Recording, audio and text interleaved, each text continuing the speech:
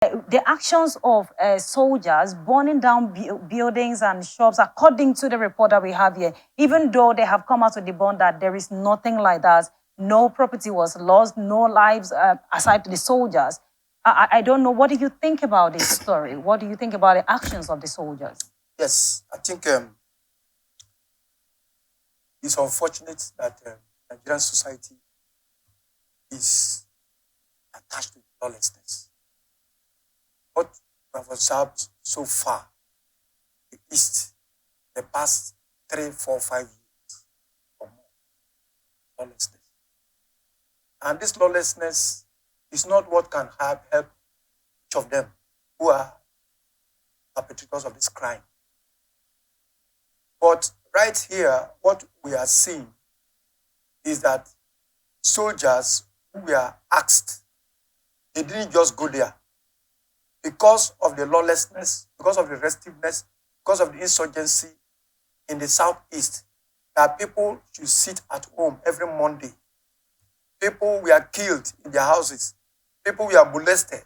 People were harassed before the issue went to the police, Inspector General of Police, before it went to the Army Command, before they released these men to come in there to protect lives and property. And for Christ's sake, if people are there to protect the citizens, I think nobody has the right, nobody has the audacity, nobody has the effrontery to confront a military man or a combined armed force. You know what I mean? That is on patrol. Not that they went to a place and maybe they were harassing people, maybe they were attacking people before that thing happened to them. They were on patrol, which means that at that time, no action or no incidents was happening. And if they were attacked by an ambush, I think that is the worst thing a military man or a policeman or a defense officer will tolerate. Because at that stage, it means that people have taken laws into their hands.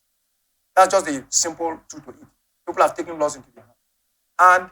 And moreover, they didn't just kill them, they set them ablaze. Meaning that everything about them is condemned. Yeah. Everything about them is condemned. And condemning such people who are on official duty, I think is very, very heinous. And that was why the Inspector General of Police, yesterday on the news, he gave an order, all right, that the military, the joint military personnel should go after the killers of those security operatives. And of course, you know, they won't just sit. They have come out to hunt for those soldiers, for those killers.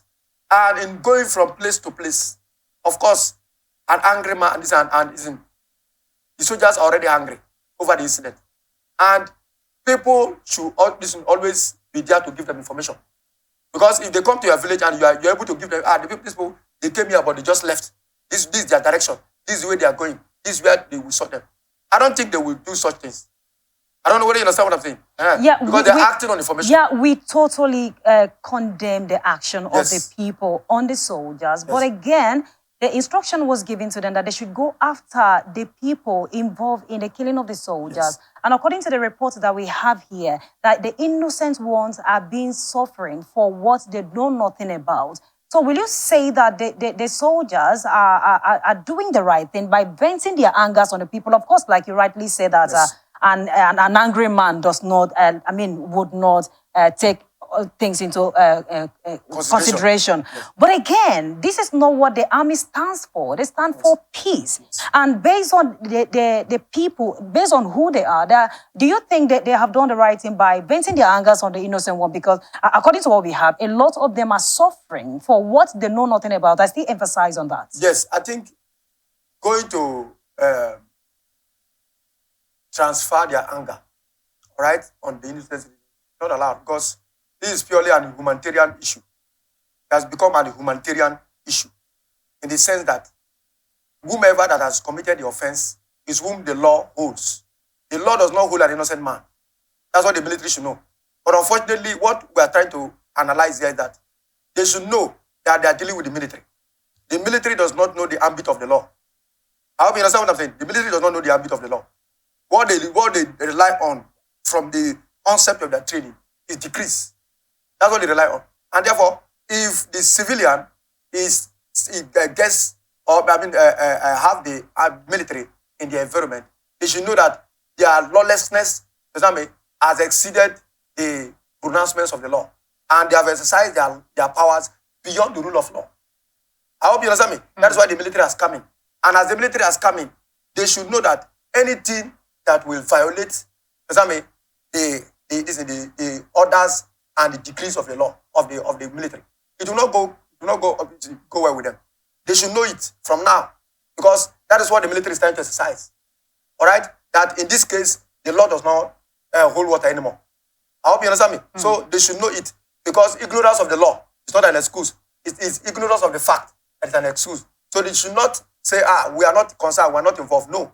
They should, when they see such people that are in their environment coming to hide, to commit crime, to insinuate crime, to perpetrate crime, they should find all means possible to send information to the military and to the security agencies. That's what it means. Okay, let's look at the reaction of the people. You know, when I went through X app today, I saw a lot of reaction, and many of them were like, when it's happening in North, you will not hear that destruction of buildings and properties happen, but coming to East, all of this is happening. How do you balance that?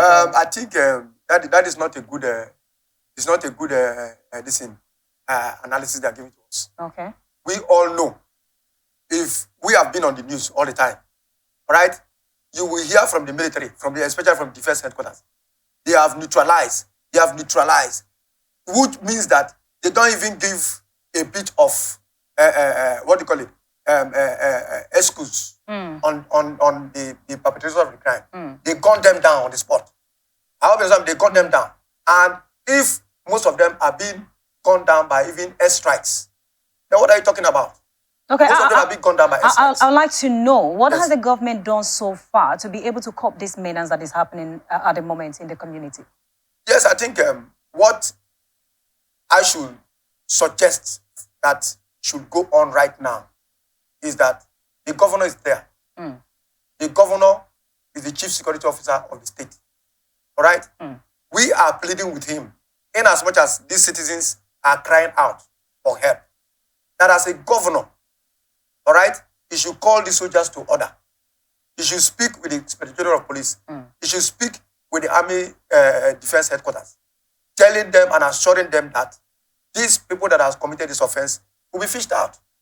And I want to tell them that, see, the issue about these crimes in around their states and their locations is that they have not been able to set up a task force. All right? Set up a task force that will fish out these people. They don't have, the task force does not have any duty. It is to get information from communities. They must have people in every community, provided there is a leader there, provided there is somebody that can be relied on in every communities of the state to be giving them information where these boys are operating. Because if you hide them and the military is aware that these boys are in your community and they come and exercise their powers, you don't have to blame anybody. What we are saying is that the Imo State Governor Izotoma should please set up a task force that will help fish out these criminals in the various communities, for the military to go and apprehend them, and for the police to apprehend them. Otherwise, the community will suffer the same.